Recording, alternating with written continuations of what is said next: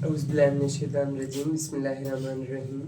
Today we are going to learn lesson of science, lecture number 17, class 5 and class 6 science, 10th chapter of class 5.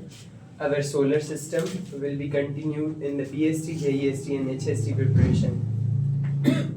First of all, asteroids are sometimes called planetoids.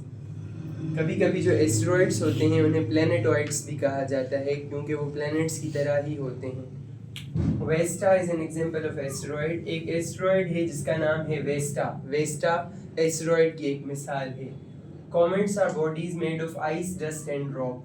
Comets जो होते हैं वो ice, dust और rock के बने हुए होते हैं। Ice, dust and rock. Ice माना के बर्फ, डस्ट मट्टी, रॉक यानी पत्थर। Comets are also known as dirty snowballs. Comets का दूसरा नाम गंदे snowballs होता है। Center of comets is known as nucleus. जो comets होते हैं उनका center nucleus, जो center होता है उसे nucleus कहा जाता है। Comets produce a long tail due to the heat from the sun. जो comets होते हैं जब वो गिरते हैं तो उनकी पूंछ होती है बहुत लंबी। वो इसलिए बनती है क्योंकि सूरज की गर्मी उन्हें लगती है। The longest volcano of our solar system is Olympus Mons. हमारे सोलर सिस्टम पूरे में जो सबसे बड़ा वॉल्केनो है यानी आग का पहाड़ वो ओलंपस मॉन्स है और वो मार्स में लोकेटेड है। मार्स प्लेनेट जो है। Light takes 8 minutes to reach the earth. सूरज से रोशनी को जमीन तक पहुंचते 8 मिनट लग जाते हैं। ये वाला चैप्टर हमारा यहाँ पर खत्म हुआ। अभी हम नेक्स्ट चैप्टर नेक्स्ट क्लास में जा रहे हैं। Chapter number 1 science class 6, cellular organisation of plants and animals. Plants और एनिमल्स की सेल्यूलर ऑर्गेनाइजेशन के सेल में वो किस तरह से बनते हैं।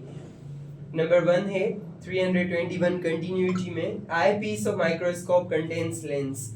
माइक्रोस्कोप का एक पार्ट होता है आई पीस। आई पीस में लेंस लगा हुआ होता है। आई पीस में लेंस होता है। Eyepiece of microscope magnifies the image of the object for the observer. जो eyepiece होती है माइक्रोस्कोप की वो तस्वीर को बड़ा करके दिखाती है ऑब्जर्वर के लिए। Eyepiece is also called ocular piece. जो eyepiece है उसे ocular piece भी कहा जाता है, ये इसका दूसरा नाम है। A tube that extends from eyepiece to the objective lens is called body tube.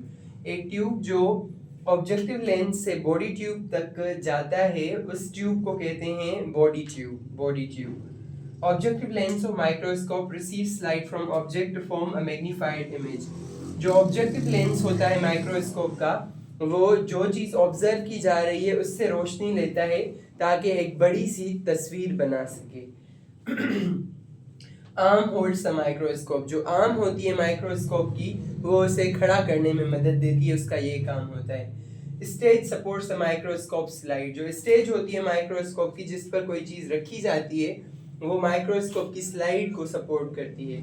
Light source provides light in a microscope. जो लाइट सोर्स होता है माइक्रोस्कोप का वो लाइट देता है माइक्रोस्कोप में। This is to be continued.